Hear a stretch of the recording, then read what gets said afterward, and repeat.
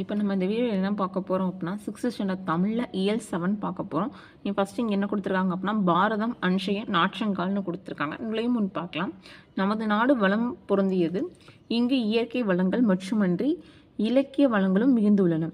வேற்றுமையில் ஒற்றுமை கொண்டது நமது நாடு. இமயம் முதல் குமரி வரை வாழும் இந்தியர்கள் அனைவரும் உணவு, உடை, மொழி, நாகரிகம் ஆகியவற்றால் வேறுபட்டு இருந்தாலும் உணர்வால் ஒன்றுபட்டவர்களே. தேசிய ஒருமைப்பாற்றை போற்றும் பாடலை அறிவோம் வாருங்கள் அப்படின்னு கொடுத்துருக்காங்க. ஒன்றும் இல்லை, ஆக்சுவலாக வந்து என்ன சொல்லியிருக்காங்க அப்போ நம்ம நாட்டை வந்து புகழ்ந்து சொல்லியிருக்காங்க. நம்ம நாட்டில் வந்து என்ன வளங்கள், இயற்கை வளம் மட்டும் இல்லாமல் இலக்கிய வளமும் இருக்குன்னு சொல்கிறாங்க. அதுமாதிரி நம்ம வந்து யூனிட்டி டைவர்சிட்டி இந்த நம்ம சொல்லுவோம், வேற்றுமையில் ஒற்றுமை, அதான் சொல்லுவோம், வேற்றுமையில் ஒற்றுமை இருக்குதான் நம்ம நாடுன்னு சொல்கிறாங்க. ஆக்சுவலாக எதுலாம் டிஃப்ரென்ஸ் இருக்குதுன்னு பாருங்கள். நம்ம சாப்பிட்ற வந்து உணவு, உடை, மொழி, நாகரிகம் எல்லாமே இருந்தாலும் உணவில் ஒன்று தான். ஆக்சுவலாக கரெக்டு தான். நம்ம வந்து எல்லோரும் இப்போ வந்து நம்ம போடுற இது இப்போ நம்ம சாப்பிட்ற ஃபுட்ஸ் வந்து நார்த் இந்தியன்ஸும் சாப்பிட மாட்டாங்க, அவங்க வேறு மாதிரி சாப்பிடுவாங்க. அதே மாதிரி அவங்க கல்ச்சர் வந்து வேறு மாதிரி இருக்கும். அவங்க துர்கா பூஜைலாம் வந்து பெருசாக கொண்டாடுவாங்க, நம்ம வந்து இங்கே பொங்கல் அந்த மாதிரிலாம் கொண்டாடுவோம். ஸோ இந்த மாதிரி நம்ம கல்ச்சர்ஸ் வந்து நாகரிகம், நம்மளோட பண்பாடு அந்த இதெல்லாம் வந்து டிஃப்ரெண்ட்டாக இருந்தாலுமே உணர்வால் நம்ம ஒன்றுபட்டுறவங்கன்னு சொல்கிறாங்க. அதுதான் நுழைமுன்னில் கொடுத்துருக்காங்க. பாடல் வரி பார்க்கலாம்.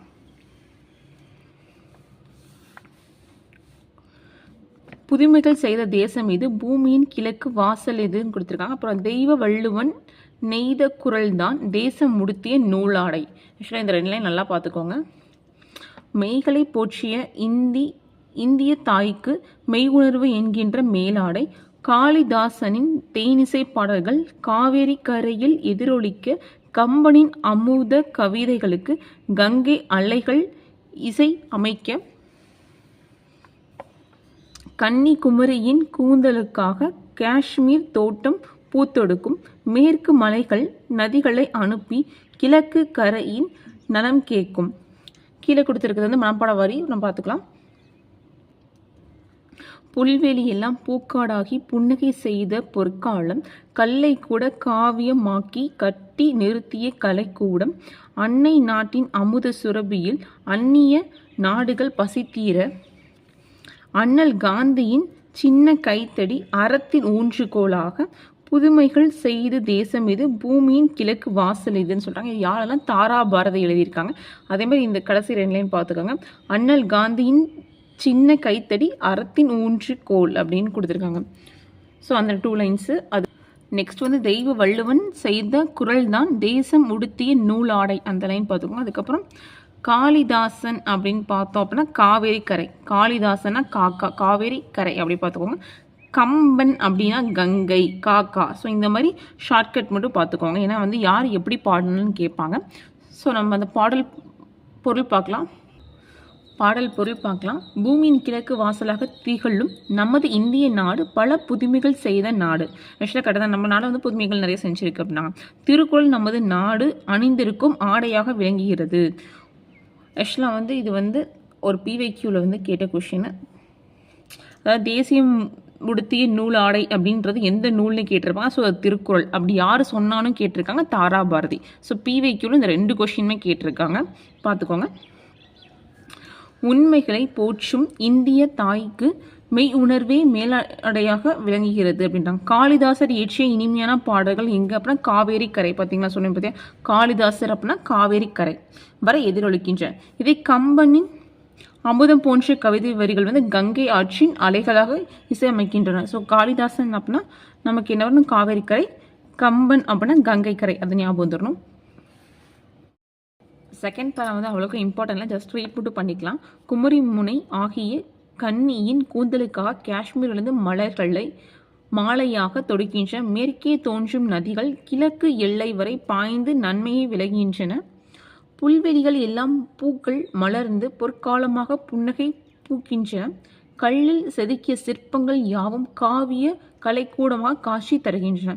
செகண்ட் பாயிண்ட் மேக்ஸிமம் முக்கியம் இல்லை, ஃபஸ்ட்டு பேரா மட்டும் பார்த்துக்கோங்க. அதில் என்ன அப்படின்னா தேசிய உடுத்திய நூலாடை அப்படின்னு பார்த்தோன்னா அது என்ன நூல் நமக்கு தெரியணும், திருக்குறள் அப்படின்னு. அது சொன்னது யார் அப்படின்னா தாரா பாரதி அப்படின்றதும் தெரியும். அதேமாதிரி காவேரி கரை அப்படின்னா யார் அதை புத்தகங்கள் பாடியிருப்பாங்க அப்படின்னா காளிதாசர் பாடியிருப்பார். அதேமாதிரி கம்பன் அவர் வந்து என்ன பண்ணியிருப்பாருன்னா கங்கை கரையை பற்றி பாடியிருப்பார். ஸோ இதுதான் ரொம்ப இம்பார்ட்டன்ட், பார்த்துக்கோங்க. நெக்ஸ்ட் தேர்ட் பேரில் என்ன சொல்கிறாங்க பாருங்க. அள்ள அள்ள குறையாத அமுத சுரபியாக அன்னை பாரத நாடு திகழ்கின்றது. நம் நாடு பிற நாடு மக்களின் பசியை போக்கி வருகின்றது. அறத்தின் ஊன்றுகோலாக காந்தி அடிகளின் அகிம்சை எனும் சிறு கைத்தடி விளங்கியிருது. ஆக்சுவலாக அந்த லாஸ்ட் பாயிண்ட் ரொம்ப முக்கியம், பார்த்துக்கோங்க. ஆக்சுவலாக வந்து அறத்தின் ஊன்றுகோலாக வந்து எது இருக்குது அப்படின்னா காந்தியடிகளோட அகிம்சை அப்படின்னு சொல்கிறாங்க. ஆக்சுவலாக கரெக்டு தானே. காந்தி வந்து அகிம்சை போராட்டம் ஆரம்பிச்சதுக்கப்புறம் தான் நமங்களோட ஃப்ரீடம் ஃபைட்டில் வந்து நமக்கு வந்து ஒரு டிஃப்ரெண்ட் ஃபேஸே வந்து நமக்கு கிடச்சிச்சு. ஸோ இதுதான் பாடலில் சொல்கிறாங்க. நூல்வெளி பார்க்கலாம். எல்லா பாட்டிலையுமே சரி பாடம்லையும் சரி நீங்கள் படிக்கும்போது நூல்வெளி படிக்கும்போது கொஞ்சம் நீங்கள் எக்ஸ்ட்ரா கான்சன்ட்ரேஷனோட படிங்க. மேக்ஸிமம் நூல்வெளியில் தான் கொஷின் கேட்பாங்க. பார்க்கலாம். தாராபாரதியின் இயற்பேர் வந்து ராதாகிருஷ்ணன் அப்படிம்பாங்க. ஸோ தாராபாரதியோட இயற்பேர்னா ராதாகிருஷ்ணன். அவர் எப்படி அடைமொழியை கூப்பிட்றாங்க அப்படின்னா கவி ஞாயிறு அப்படின்னு சொல்கிறாங்க. அவர் எழுதின நூல்கள்னு பார்த்தோம்னா புதிய விடியல்கள், இது எங்கள் கிழக்கு, விரல் நுனி வெளிச்சங்கள், இதுதான் அவங்க எழுதின நூல்கள். இப்போ நமக்கு கொடுத்துருக்க பாடல் எங்கே இருந்திருப்பாங்க, தாராபாரதியின் கவிதைகள். மேக்ஸிமம் பாட்டு எங்கே எடுத்திருப்பாங்க, பாரதாசன் கவிதைகள், பாரதியாரின் கவிதைகள், இது தாராபாரதியின் கவிதைகள். ஸோ அந்த மாதிரி அவங்க எழுதின கவிதைகள் தான் எடுத்திருப்பாங்க. இதுக்கு எப்படி ஷார்ட்கட் வச்சுக்கலாம் அப்படின்னா தாரா அப்படின்றத நீங்கள் நயன்தாரா அப்படின்னு ஞாபகம் வச்சுக்கோங்க. ஸோ அவங்க வந்து சண்டே சர்ச்சு போவாங்க, தான் ஞாயிறு. அதே மாதிரி அவங்க கவிதை நல்லா பேசுவாங்க அப்படின்னு சொல்லுவாங்க. ஸோ கவி ஞாயிறு அந்த மாதிரி அடைமொழியில் வந்து அவங்க சிறப்பிச்சு சொல்கிறாங்க. ஸோ தாராபாரதி அப்படின்னா கவி ஞாயிறு அப்படின்றது.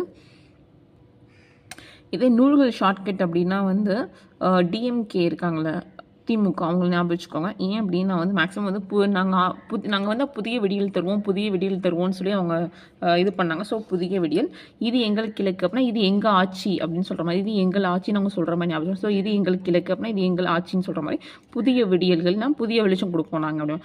விரல் நுனி வெளிச்சங்கள் அப்படின்னா இப்போ நம்ம சுவிட்ச் போட்டோம் அப்படின்னா ஆக்சுவலாக அதில் தான் நம்ம ஓட்டு போடும்போது நம்ம வந்து அந்த சுவிட்ச் தான் ஆன் பண்ணுறோம். ஸோ அது மூலியமாக தான் நமக்கு வெளிச்சம் வருது.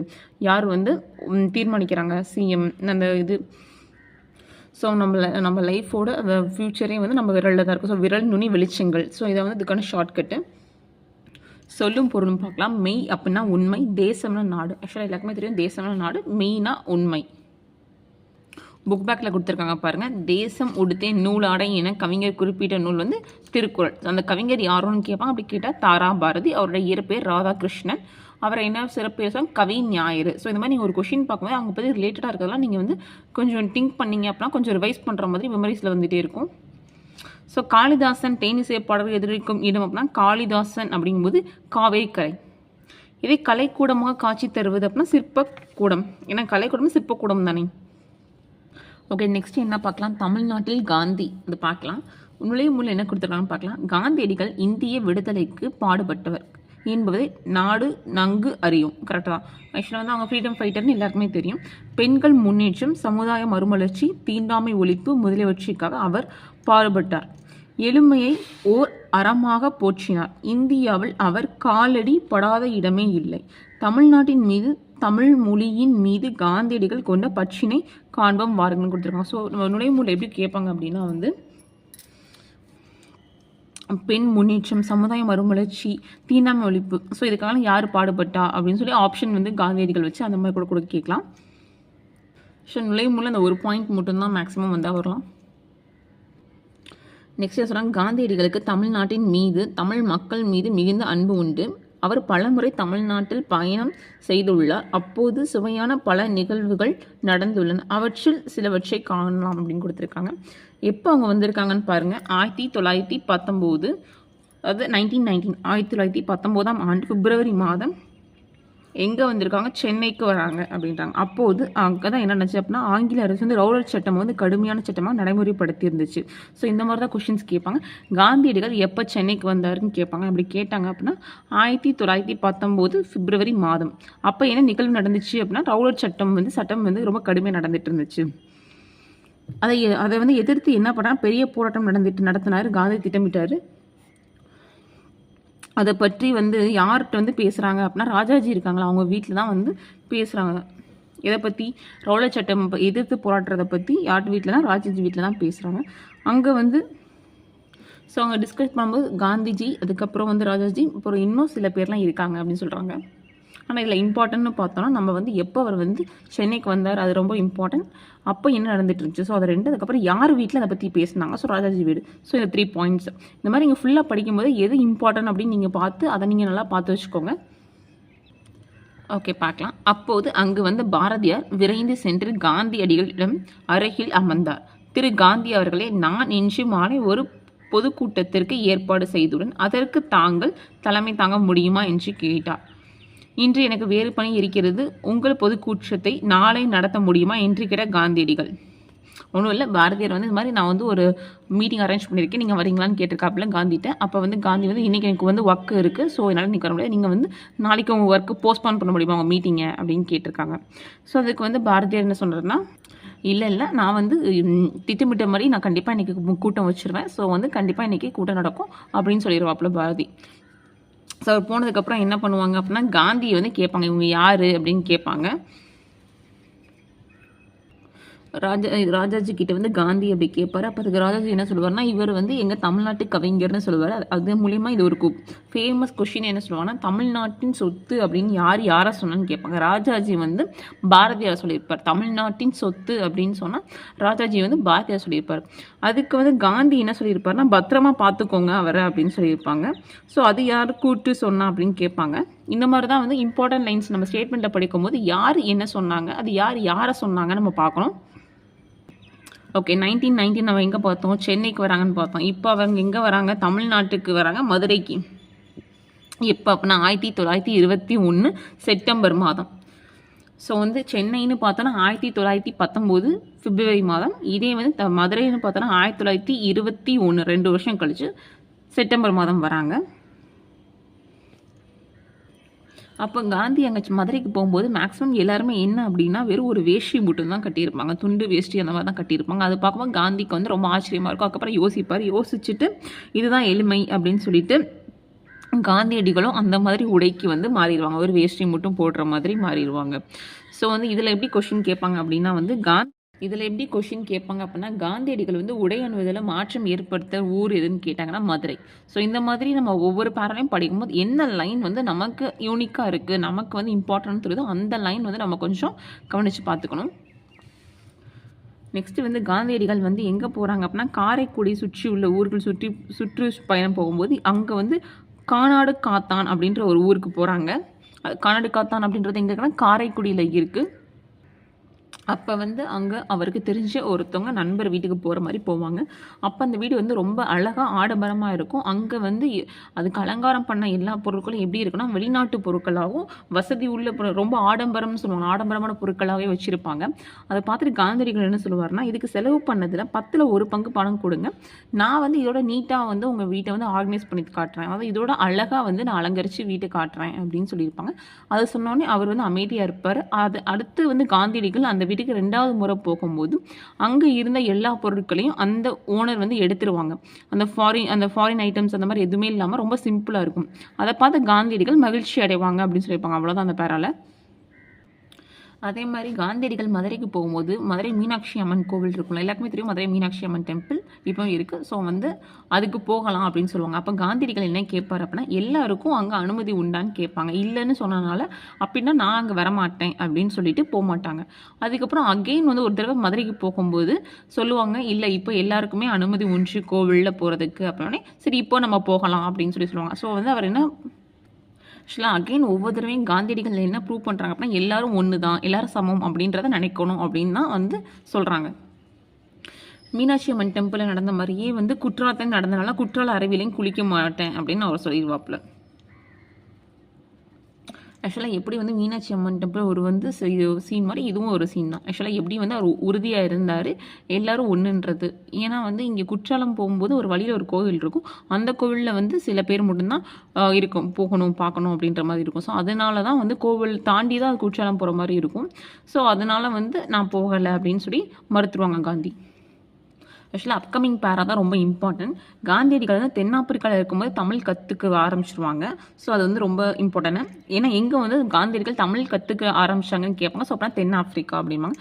அதே மாதிரி காந்தியடிகளுக்கு மிகவும் பிடித்த அதாவது கவரப்பட்ட நூல் அப்படின்னு கேட்பாங்க. அது வந்து என்ன அப்படின்னா அதாவது ஜி.யு. போப் எழுதிய தமிழ் கையேடு அவர் வந்து கவர்ந்த நூல். அதே மாதிரி திருக்குறள் அப்படின்னா அவர் கவர்ந்த நூல் அப்படிங்கும்போது ஸோ இந்த மாதிரி அவர் கவர்ந்த நூல்கள் என்னென்னு கேட்பாங்க. 2 இருக்கும், ஒன்று திருக்குறள், இன்னொன்று வந்து ஜி.யு. போப் எழுதின தமிழ் கையேடு அப்படின்னு சொல்லலாம்.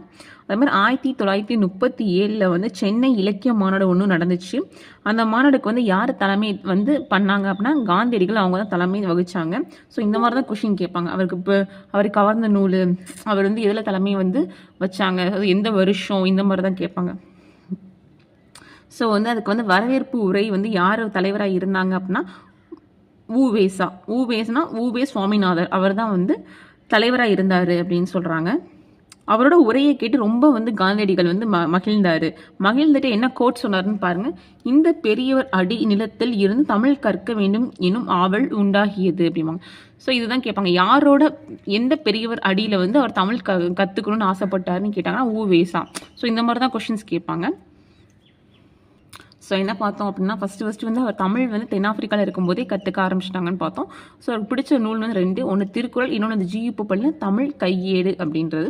அதேபோல் 1937 வந்து ஒரு இலக்கிய மாநாடு நடக்குது. அது தலைமை வகுத்தது யாருன்னு கேட்பாங்க. அது வந்து காந்தியடிகள் தான். ஸோ அதுக்கு வந்து வரவேற்பு உரை தலைவர் வந்து ஊவேசா.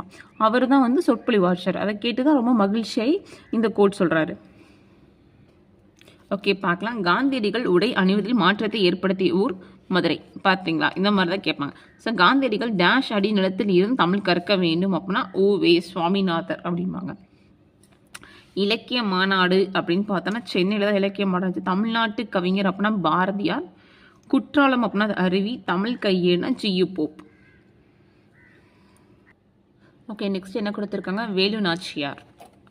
நுழையும் முன் பார்க்கலாம். வணிகம் செய்ய வந்த ஆங்கிலேயர்கள் சிறிது சிறிதாக நமது நாட்டை கைப்பற்றி கொண்டனர். அவர்களை எதிர்த்து வீரப்போர் புரிந்தவர்கள் பலர். அவர்களில் வெற்றி பெற்றவர்கள் சிலரே. வீரமும் அதனால் விளையும் வெற்றியும் போருக்கு முக்கியமானவை. சூழ்நிலைக்கேற்ப செயல்பட்டு பெரும் வெற்றியே சிறந்தது. விடுதலை போரில் ஆண்களுக்கு நிகராக செயல்பட்டு வெற்றி வாகை சூடிய பெண்களில் ஒருவை பற்றி அறிவும் வாருங்கள் கொடுத்தாங்க. கிட்டத்தட்ட வேலுநாச்சியார் வந்து ரொம்ப சிறப்பாக வந்து ஆங்கிலேயர்கள் வந்து எதிர்த்திருப்பாங்க. ஒரு பெண்ணாக இருந்தாலுமே அவங்க அவ்வளோ வீரமாக ஆண்களுக்கு இணையாக வந்து எதிர்த்திருப்பாங்க. ஸோ அதான் வந்து சொல்கிறாங்க. பார்க்கலாம். ஓகே, ஃபர்ஸ்ட் பார்க்கலாம். ராமநாதபுரத்தை ஆட்சி செய்து செல்லமுத்து மன்னரின் ஒரே மகள் வேலுநாச்சியார். ஸோ வேலுநாச்சியாரோட அப்பா பேர் என்ன அப்படின்னா செல்லமுத்து. அவர் எந்த இதை ஆட்சி செஞ்சாங்க அப்படின்னா ராமநாதபுரம் அதான் ஆட்சி செஞ்சாங்க. அவங்க தாய்மொழி தமிழ் மட்டும் இல்லாமல் என்னென்ன கற்றுக்கிட்டாங்க பாருங்க, ஆங்கிலம், ஃப்ரெஞ்சு, உருது. ஸோ இதெல்லாம் சிறப்பாக கற்றுக்கிட்டாங்க. ஸோ அவங்களோட மொழிகள் என்னென்ன அவங்களுக்கு அறிஞ்ச மொழி அப்படின்னா அவங்க தாய்மொழி தமிழ் மட்டும் இல்லாமல் ஆங்கிலம், ஃப்ரெஞ்சு, உருது. ஸோ இதெல்லாம் வந்து அவங்க கற்றுக்கிட்டாங்க. ஆக்சுவலாக அவங்க என்னென்ன கற்றுக்கிட்டாங்க சிறப்பாக அப்படின்னு பார்த்தோம் அப்படின்னா வந்து சிலம்பம் கற்றுக்கிட்டாங்க. அதுக்கப்புறம் குதிரை ஏற்றம், வாட்போர் அப்படின்னா வாள் போர், வில் பயிற்சி ஆகியவற்றை முறையாக கற்றுக்கொண்டாங்க. அவங்க ராணின்றனால அவங்க வந்து எக்ஸ்ட்ரா கரிக்குலர் ஆக்டிவிட்டிஸ் மாதிரி அவங்க எல்லாமே கற்றுக்கிட்டாங்க. அவங்களோட தைரியத்தை வந்து இது பண்ணுறதுக்காக, அவங்க நாட்டை இது பண்ணுறதுக்காக. அதே மாதிரி அவங்க யாரை மேரேஜ் பண்ணிக்கிட்டாங்க அப்படின்னா சிவகங்கை மன்னர் முத்து வடுகநாதர் அப்படின்றவங்க வந்து அவங்க மேரேஜ் பண்ணிக்கிட்டாங்க. காளையார் கோவிலில் நடைபெற்ற போரில் முத்து வடுகனார் வந்து ஆங்கிலேயர்களால் கொல்லப்படப்பட்டார். ஆக்சுவலாக வந்து ஆங்கிலேயர்கள் வந்து முத்து வடுகனாரை வந்து கொண்டுட்டாங்க. எங்கே அப்படின்னா காளையார் போர் அப்படின்றதுல கொண்டுட்டாங்க. ஸோ வேலுநாச்சியார் வந்து என்ன பண்ணால் சிவகங்கையை மீட்கிறதுக்கு வந்து உறுதி வந்து நமக்கு இது பண்ணாங்க. கண்டிப்பாக நான் சிவகங்கை வந்து மீட்டே ஆவேன் அப்படின்னு சொன்னாங்க. ஸோ அதுக்கு வந்து எங்கே தங்கி பயிற்சி பெற்றாங்க அப்படின்னா திண்டுக்கல் கோட்டை. கிட்டத்தட்ட திண்டுக்கல் கோட்டையில் 8 ஆண்டுகள் வந்து அவங்க பயிற்சி பண்ணியிருப்பாங்க. அதாவது அவங்க என்ன அப்படின்னா 1730 பிறந்திருப்பாங்க. அவங்க கணவர் வந்து 1772 காளையார் போரில் அந்த இதில் இறந்துருப்பாங்க. ஸோ 1980 தான் வந்து அந்த 8 வருஷம் பார்த்தீங்கன்னா 8 வருஷம் வந்து எங்கே இருந்தாங்க அப்படின்னா திண்டுக்கல் கோட்டையில் இருந்து அங்கே தான் பயிற்சி வந்து பெற்றுக்குவாங்க. பார்த்தீங்களா, 8 ஆண்டுகளுக்கு பின்னி கொடுத்துருக்காங்க. திண்டுக்கல் கோட்டையில் ஆலோசனை கூட்டம் ஒன்று நடந்து கொண்டிருந்தது. கூட்டத்தின் நடுவே வீரமங்கை வேலுநாச்சியார் அமர்ந்திருந்தார். அவரை சுற்றி அமைச்சர், அவரோட அமைச்சர் யார் அப்படின்னா தாண்டவராயர். தளபதியின் போது பெரிய மருது, சின்ன மருது மற்றும் குறு நில மன்னர்கள் சேர்ந்தனர். ஸோ அப்படிங்கும்போது அவங்க அமைச்சர் நமக்கு தெரியணும், அவங்க அப்பா பேர் யாருன்னு தெரியணும். அதே மாதிரி வந்து அவங்க கணவர் வந்து எப்போ கொல்லப்பட்டார், அதாவது எந்த இடத்துல, காளையார் கோவில் அந்த மாதிரி வேணும். அதே மாதிரி அவங்களுக்கு தெரிஞ்ச மொழிகள் என்னென்னு பார்த்தோம் அப்படின்னா ஆங்கிலம், ஃப்ரெஞ்சு, உருது அந்த மாதிரி. அதே மாதிரி அவங்க சிறந்த கலைகள் என்ன அப்படின்னு பார்த்தோம்னா சிலம்பம், குதிரையேற்றம், வால்போர், வில் பயிற்சி அந்த மாதிரி. நெக்ஸ்ட்டு பார்த்தோம் அப்படின்னா அவரோட அமைச்சர் யார் அப்படின்னா தாண்டவராயர். தளபதிகள் அப்படின்னு பார்த்தா பெரிய மருது, சின்ன மருது. ஸோ இது மட்டும் தான் இன்ஃபர்மேஷன்ஸு. ஸோ சொல்கிறாங்க பாருங்கள். ஆக்சுவலாக நாம் சிவகங்கை இழந்து 8 ஆண்டுகள் ஆயிட்டுன்னு சொல்லி வேலுநாச்சியார் சொல்கிறாங்க. அதுக்கு வந்து தாண்டவராயர் என்ன சொல்கிறாங்க பாருங்கள். கவலைப்படாத அரசியாரே, நாம் சிவகங்கை மீட்கும் நாள் நெருங்கி விட்டது அப்படின்றாங்க. ஸோ யார் சொன்னால், சப்போஸ் இந்த லைன் கொடுத்து யார் சொன்னான்னு கூட கேட்கலாம். ஸோ இந்த மாதிரி லைன்ஸ் கொடுத்து யாராவது சொன்னாங்க அப்படின்னா நீங்கள் பார்த்துக்கலாம். ஸோ கவலைப்படாத அரசியாரே அப்படின்னு யார் சொன்னால் அமைச்சர் தாண்டவராயர் தான் சொல்லியிருப்பாங்க. அப்போ வந்து வேலுநாச்சியார் சொன்னால் அந்த இனிய நாளுக்காக தான் நான் காத்துக்கிட்டு இருக்கேன் அப்படின்னு அவங்க சொல்லுவாங்க. ஸோ இந்த மாதிரி அவங்க கான்வர்சேஷன் பேசிகிட்டு இருக்கும்போது வெளியில் வந்து சத்தம் கேட்கும். அப்படி என்ன சத்தம் பார்க்கலாம் அப்படின்னு போவாங்க. அது என்ன அப்படின்னா மைசூர்லேருந்து ஹைதர் அலி வந்து படை வந்து இவங்களுக்கு அனுப்பிச்சிருப்பாங்க. அது என்ன படைன்னு பார்த்தோம் அப்படின்னா 5000 குதிரைப்படை.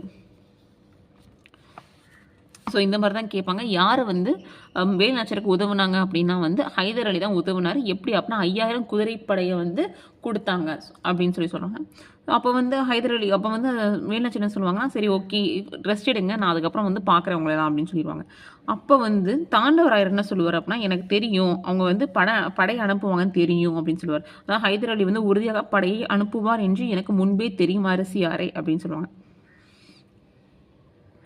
உடனே வேலுநாச்சியார் கேட்பாங்க, எப்படி உங்களுக்கு தெரியும் அப்படின்னோடனே, நம்ம 2 பேர் ஹைதர் அலியை பார்க்க போனோம் பார்த்தீங்களா, அப்போ வந்து நீங்கள் உருது மொழியில் வந்து நீங்கள் அவர்கிட்ட பேசுனீங்க, அப்போ அவர் வந்து அவ்வளோ சந்தோஷப்பட்டார், அவர் முகத்திலே சந்தோஷம் தெரிஞ்சிச்சு. ஸோ அப்பயே எனக்கு தெரியும் அப்படின்ற மாதிரி சொல்லுவார். அப்போ இந்த லைன்ஸ் பாருங்கள். நம் அரசரின் பன்மொழி அறிவு நமக்கு பெரிய நன்மையை தந்துள்ளது அப்படின்னா சின்னமருது சொன்னார். ஆக்சுவலாக பன்மொழி தன்மைனா ஏன்னா அவங்களுக்கு நிறைய லாங்குவேஜ் தெரியும்ல. ஸோ அதை தெரிஞ்சலாம். எப்பவுமே நம்ம ஒருத்தவங்களுக்கு அவங்க தெரிஞ்ச மொழிட்டு நம்ம பேசும்போது அவங்களுக்கு வந்து ரொம்ப சந்தோஷமாக இருக்கும். ஸோ அந்த மாதிரி தான் இதை வந்து யார் சொன்னால் சின்னமருது சொல்லியிருப்பாங்க. ஓகே, சின்னமருது சொன்னேன். பெரிய மருது என்ன சொல்கிறான்னு பார்க்கலாம். ஸோ நம்ம வீரர்களோட அந்த 5000 குதிரைப்படைகள் வீரரும் சேர்ந்துட்டாங்க அப்படின்னா நம்ம வந்து நாளை சிவகங்கை மீட்க போகலாமா அப்படின்னு கேட்டிருப்பாப்புல. அப்போ வந்து வேலுநாச்சியார் என்ன சொல்லியிருப்பாங்க அப்படின்னா, ஃபஸ்ட்டு வந்து என்னோட கணவன் வந்து கொல்லப்பட்ட இடம் இருக்குது பார்த்தீங்களா, காளையார் கோவில், அதை வந்து ஃபஸ்ட்டு வந்து கைப்பற்றணும், அதுக்கப்புறம் தான் சிவகங்கையை வந்து கைப்பற்றணும் அப்படின்னு வேலுநாச்சியார் சொல்லுவாங்க. ஸோ இந்த மாதிரி யார் யார் என்ன சொன்னாங்கன்றதை மட்டும் பார்த்துக்கோங்க. மேக்ஸிமம் அதுதான் வந்து கேட்டால் இந்த லெசனில் கேட்பாங்க. எல்லாருமே அதை ஒத்துக்குவாங்க. வேலுநாச்சியார் சொல்கிறத ஒத்துக்குவாங்க. ஒத்துக்கிறதுனால ஃபஸ்ட்டு வந்து காளையார் கோயிலை தான் நம்ம வந்து கைப்பற்றணும்னு சொல்லுவாங்க.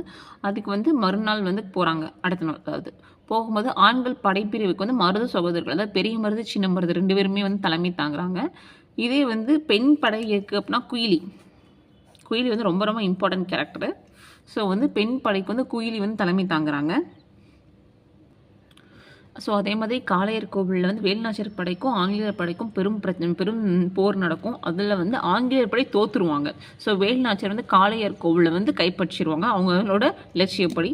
ஸோ அதனால் வந்து என்ன சொல்லுவாங்க அப்படின்னா, பெரிய மருது என்ன சொல்லுவார்னா, நம்ம உடனே போய் சிவகங்கையை வந்து கைப்பற்றிடலாம், நம்ம தான் காளையார் கோவிலை வந்து கைப்பற்றிட்டோம்ல அப்படின்னு சொல்லுவார். ஸோ அப்போ வந்து வேலுநாச்சியார் என்ன சொல்லுவாங்கன்னா, அவசரம் கூடாது, நம்ம சிவகங்கை வந்து எப்போ கைப்பற்றோம் அப்படின்னா விஜயதசமி அன்னைக்கு தான் நம்ம கைப்பற்றணும், ஏன்னா அன்னைக்கு தான் இந்த கோட்டை துறக்கும் அப்படின்னு சொல்லுவாங்க. அப்போ வந்து அவங்க சொல்லுவாங்க அன்னைக்கு வந்து பெரிய காவல் இருக்கும் அப்படின்னு சொல்லுவாங்க.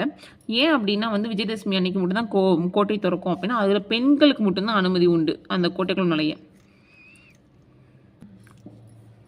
ஸோ இந்த மாதிரி பெண்களுக்கு மட்டும்தான் வந்து அனுமதி உண்டு விஜயதசமி அன்னைக்கு கோட்டை திறக்கும் அப்படின்னு சொன்னனால ஃபஸ்ட்டு வந்து அவங்க என்ன சொல்லுவாங்க, பெண்கள் போட்டு நம்ம படைப்பெண்கள்லாம் போயிட்டு அவங்க ஃபஸ்ட்டு நாங்கள் கிளர்ச்சி ஆரம்பிக்கிட்டோம், அதுக்கப்புறம் நம்ம எப்படியா உள்ளே போய்க்கலாம், உள்ளே போய் ஆங்கிலேயர்கள் தோக்கடிக்கலாம் அப்படின்னு அவங்க வந்து பேசி ஒரு பிளான் பண்ணுவாங்க. அப்போ வந்து தாண்டவராயர் என்ன சொல்லுவார்னா, இன்னும் ஒரு விஷயம் இருக்குது நான் சொல்லணும் அரசியாரே அப்படின்னு சொல்லுவாங்க. என்ன அப்படின்னு கேட்கும்போது உடையாள் அப்படின்னு ஒரு பெண் இருக்காங்க, அவங்க வந்து உங்களை பற்றி கேட்ட இன்ஃபர்மேஷன்ஸை சொல்லலை அப்படின்றனால அவங்களுக்கு கொண்டுட்டாங்க ஆங்கிலேயர்கள் அப்படின்னு சொல்லுவாங்க. உங்களை பற்றி இன்ஃபர்மேஷன்ஸ் கேட்டதுக்கு அந்த பொண்ணு சொல்லலைன்றனால அந்த பொண்ணை கொண்டுட்டாங்க. அந்த பொண்ணு பேர் என்ன, உடையாள். மேபி இந்த மாதிரி கேட்கலாம். உடையாள் அப்படின்றது அதாவது வேலுநாச்சியாரை பற்றி இன்ஃபர்மேஷன் சொல்ல மறுத்த பொண்ணு யார் அப்படின்னா உடையாள். அந்த மாதிரி தான் கேள்வி வரும். ஸோ அவங்க என்ன பண்ணுறாங்கன்னா, அவருக்கு வந்து ஒரு நடுக்கல் வந்து நட்டு அதுக்கு வந்து என்ன பண்ணுறாங்க அப்படின்னா அவங்களோட தாலியை வந்து இது பண்ணி அவங்க வந்து மரியாதை செய்வாங்க. பார்த்தீங்களா, அந்த பொண்ணுக்காக நடுக்கல் இது பண்ணி அப்புறம் விஜயதசமிக்கு முதல் நாள் சிவகங்கையை நோக்கி புறப்படும் வழியில் உடையாளுக்காக நடப்பட்ட நடுக்கல் முன்பு குதிரையில் இறந்து இறங்கினார். வேலுநாச்சியார் தாம் அணிந்த தாலியை எடுத்து அந்த நடுக்கலுக்கு காணிக்கையாக செலுத்தினார். ஸோ அடுத்த நாள் வந்து சிவகங்கையை வந்து அடைஞ்சிடுவாங்க. ஆக்சுவலாக பெண் படையினர் வந்து எப்படி போகிறாங்கன்னு பார்க்கலாம். ஃபஸ்ட்டு அவங்க என்ன சொல்கிறாங்க, கோட்டைக்குள்ளே எப்படியாவது போயிடணும், மாறு இடத்துல போயிட்டு அங்கே இருக்க ஆயுத கிடங்கு ஃபுல்லாக நாங்கள் எரிச்சோடனே வந்து அங்கே பெரிய பிரச்சனை நடக்கும். ஸோ அந்த பிரச்சனையில் வந்து நீங்களாம் உள்ளே வந்துடுங்க அப்படின்னு சொல்கிறாங்க. அதே மாதிரி வந்து குயிலியும் வந்து அந்த பெண் படையினரும் கோயிலுக்குள்ளே போகிறாங்க. சிறிது நேரத்துலேயே வந்து கோயிலில் வந்து அந்த கூட்டமில் வந்து பிரச்சனைகள் வருது. அந்த கோட்டையில் ரொம்ப சத்தம் கேட்குறாங்க. அதே மாதிரி தீ வந்து ரொம்ப பெருசாக வந்ததுக்கப்புறம் வேலுநாச்சியாரும் அந்த இருக்கவங்க எல்லாருமே கோட்டைக்குள்ளே போகிறாங்க. போயிட்டு பெரும் போர் நடக்குது. ஆங்கிலேயர்களுக்கும் வேலுநாச்சியார் படைக்கும். கடைசியில் வந்து ஆங்கிலேயர்கள் தோற்று பயந்து ஓடி போயிடுறாங்க. அப்போ வேலுநாச்சியார் வந்து கோட்டையை கைப்பற்றிடுறாங்க. கைப்பற்றதுக்கப்புறம் அவங்க சொல்கிறாங்க, இந்த வெற்றிக்கு காரணம் குயிலி தானே அப்படின்னு சொல்லி கேட்குறாங்க. ஸோ குயிலி எங்கே அப்படின்னு கேட்கும்போது தான் சொல்கிறாங்க, வீரர்கள் வந்து குயிலி வந்து தன் உடம்புல தீ வச்சு ஆயுதக்கடங்கை வந்து குதிச்சுட்டாங்க. ஸோ அதனால் ஆயுதக்கடங்கை வந்து அவங்க அழிக்கிறதுக்காக அப்படின்னு சொல்கிறாங்க. ஸோ வந்து தான் உயிரவே கொடுத்து நாட்டுக்காக வந்து இது பண்ணுறதுக்கு பெருமை செஞ்சுருக்காங்க. ஸோ வந்து அவங்களோட தியாகத்துக்கும் வீரத்துக்கும் நான் தலைவணுங்கிறேன் அப்படின்னு வேலுநாச்சியார் சொல்கிறாங்க. ஸோ வந்து கடைசியில் பாருங்கள், வேலுநாச்சியாரின் வீரம், மருது சகோதரின் ஆற்றல், ஹைதர் அலியின் உதவி ஆகியோட குயிலின் தியாகம் இணைந்தால் சிவகங்கை மீட்டப்பட்டது. மேபி வந்து இதை வந்து எப்படி கேட்கலாம் அப்படின்னா வந்து யாரோட வீரம்னு கேட்கலாம், யாரோட ஆற்றல்னு கேட்கலாம், யாரோட உதவின்னு கேட்கலாம், யாரோட தியாகம்னு கேட்கலாம். ஸோ இந்த மாதிரி தான் கொஷின்ஸ் வரும். பாக்ஸ் பார்க்கலாம். வேலுநாச்சியோட காலம் அப்படின்னா 1730 to 1796. இது ஒரு PYQல கேட்ட கொஷின். வேலுநாச்சியார் சிவகங்கையை மீட்ட ஆண்டு இதுவும் கேட்டிருக்காங்க. ஜான்சி ராணிக்கு முன்பே ஆங்கிலேயர் எதிர்த்து வீரப்போர் புரிந்த மங்கைன்னு பார்த்தோம் அப்படின்னா வேலுநாச்சியார் தான். ஜான்சி ராணி பற்றி எல்லாம் பேசுவாங்க. ஆனால் ஜான்சி ராணிக்கு முன்னாடியே வேலுநாச்சியார் வந்து ரொம்ப வீரமாக வந்து போர் புரிஞ்சிருக்காங்க. மேக்ஸிமம் இந்த லெசன்ல இருந்து கொஷின்ஸ் வரும் அப்படின்னா வந்து என்னைக்கு வந்து கோட்டை கதவு திறக்கும் அப்படின்னு கேட்பாங்க. யார் யார் என்ன ஸ்டேட்மெண்ட் சொன்னோன்னு கேட்கலாம். ஹைதர் அலி வந்து எவ்வளோ படை அமைச்சார் அப்படின்னா அந்த 5000 படை, அந்த குதிரைப்படை அந்த மாதிரி கேட்கலாம். அதுக்கப்புறம் வந்து யார் வந்து அவங்களோட இன்ஃபர்மேஷன் சொல்லாமல் செத்து போனாங்க அப்படின்னா அது உடையாள். அதே மாதிரி குயிலி அப்படின்னா ஆயுதக்கிழங்குல தீ வச்சுட்டு இறந்தவங்க, அவங்க பேர் என்னன்னு கேட்கலாம்.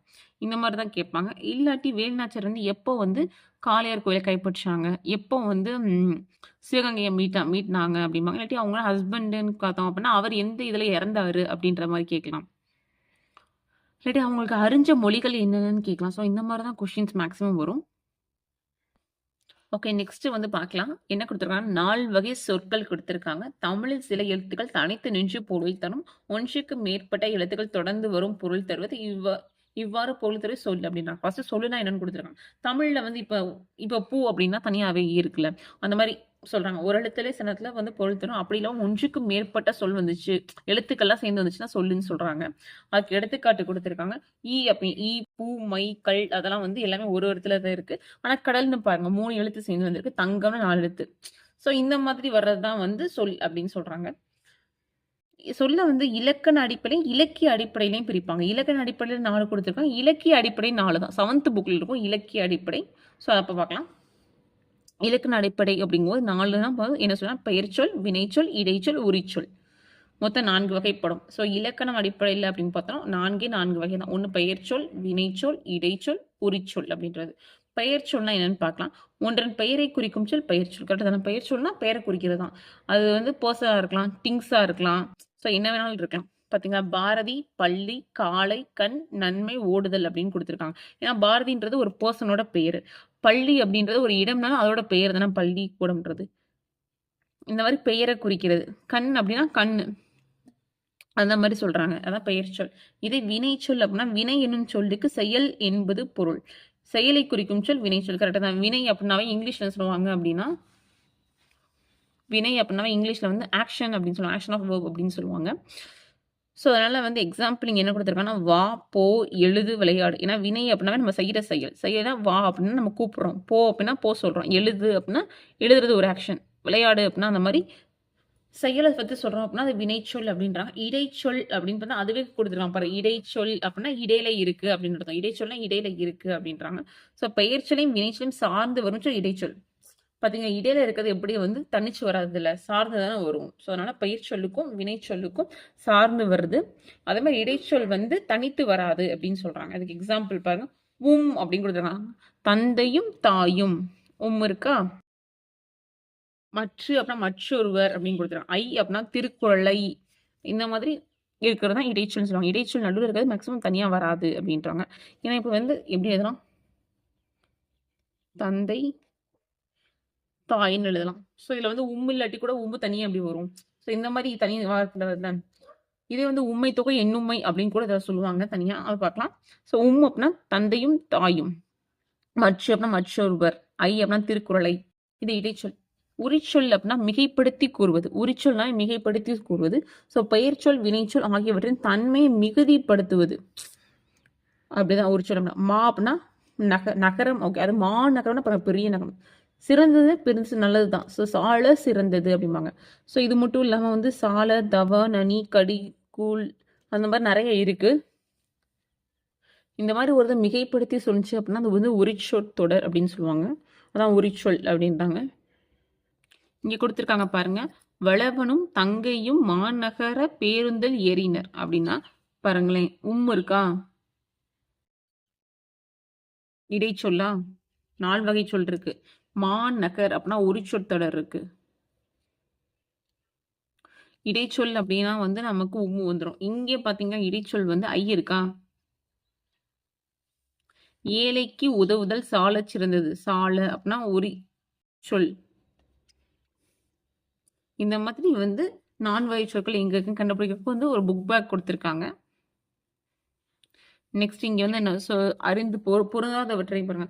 ஐ மற்றும் கு இதெல்லாமே இடைச்சொல்லா? படித்தால் அப்படின்றது மட்டும் ஆக்ஷன்ல வந்துடும். ஸோ அது வினையில வந்துடும். மதுரை அப்படின்றது, மதுரை கால் சித்திரை அப்படின்றதெல்லாம் ஓகே. ஓடினான்றது ஒரு ஆக்ஷன். ஸோ இது வினையில வந்துடும். சென்றாள், வந்த, சித்திரை, நடந்து. சித்திரை தர 3ம் வந்து வினையில இருக்கு. ஸோ சித்திரை தான் ஆட்மன் அவுட்டு. இங்க வந்து மா, ஐ, மற்று. ஐ, மற்றெல்லாம் இடை. மான்றது மட்டும் என்ன? ஊரிச்சொல். ஸோ இந்த மாதிரி பொருந்தாதது கேட்டிருக்காங்க. ஆக்சுவலாக மேக்ஸிமம் இந்த சந்திப்பிலையில் கேட்பாங்க. இந்த ஒரு கொஷின் நல்லா பார்த்துக்கலாம். அதாவது ஒன்று என்பதை குறிக்கும் வந்து ஒரு அப்படின்னு இரு சொற்கள் பயன்படுதான். ஸோ ஒன்றுன்றது நாளும் ஒன்று தான், நாளும் ஒன்று தான் அப்படின்றாங்க. ஸோ உயிரெழுத்துக்கள் தொடர்ந்து வரும் சொல்லுக்கு ஓர். உயிரெழுத்து அப்படின்னா உயிர்மை எழுத்துனா ஒரு. ஆக்சுவலாக வந்து ஒன்றுன்றத ஒருன்னு 2ஆக பிரிக்கிறாங்க. அந்த அப்படின்றது உயிரெழுத்துக்கு வருமா, ஒருன்றது உயிர்மை எழுத்துக்கு வருது. உயிரெழுத்து, இது உயிர்மை எழுத்து, அவ்வளோதான். எக்ஸாம்பிள் கொடுத்துருக்காங்க பாருங்க. இது உயிரெழுத்துனால ஊர். இது வந்து உயிர்மைனா ஒரு நகரம், ஓர் ஏரி, ஒரு கடல் அப்படின்னு கொடுத்துருக்காங்க. இவை போலவே உயிரெழுத்து தொடங்குக்கு முன் அதுவும் உயிர்மைக்கு அதுவும் வருதுமாங்க. ஸோ எப்படி ஒன்று வந்து ஒருன்ற மாதிரி அது பிரிக்கிறோம். ஸோ வந்து உயிரெழுத்தா, அதனால அது வருது. அது இங்கே உள்ளது, அது நன்றாக உள்ளது. ஏன்னா இது வந்து உயிர்மை எழுத்து. கீழே சந்திப்பிழை கொடுத்துருக்காங்களா? பிழைகளை நீக்கி எழுதுறது பார்க்கலாமா? இங்க ஒரு கொடுத்துருக்காங்க, இங்க உயிரெழுத்து. ஸோ நமக்கு என்ன வரும்? வரும். இங்க ஒரு, ஏன்னா கூன்றது உயிர்மை எழுத்து. அதே மாதிரி இங்க ஓர் இரவு, இங்க ஒரு பகல், அது இல்லாத இடத்தில் எதுவும் நடக்காது. அது நகரத்திற்கு செல்லும் சாலை. அதே மாதிரி அது ஒரு இனிய பாடல், அது வரும். ஸோ ஃபர்ஸ்ட் வந்து ஓர் அழகிய சிற்றூரில் ஒரு குளம் இருந்ததுன்னு வரும். நெக்ஸ்ட் வந்து ஓர் இரவும் ஒரு பகலும் சேர்ந்தது ஒரு நாள், அது இல்லாத இடத்தில் எதுவும் நடக்காது, அது நகரத்திற்கு செல்லும் சாலை, அது ஒரு இனிய பாடல். நெக்ஸ்ட் கலைச்சொற்கள் பார்க்கலாம். நாட்டுப்பற்று அப்படின்னா பேட்ரியாட்டிசம், கலைக்கூடம் அப்படின்னா ஆர்ட் கேலரி, இலக்கியம் அப்படின்னா லிட்ரேச்சர், மெய் உணர்வு அப்படின்னா நாலேஜ் ஆஃப் ரியாலிட்டி. கைஸ், இந்த வீடியோ பிடிச்சிருந்துச்சுன்னா லைக் பண்ணுங்க, ஷேர் பண்ணுங்க, சப்ஸ்கிரைப் பண்ணுங்க. தேங்க்யூ.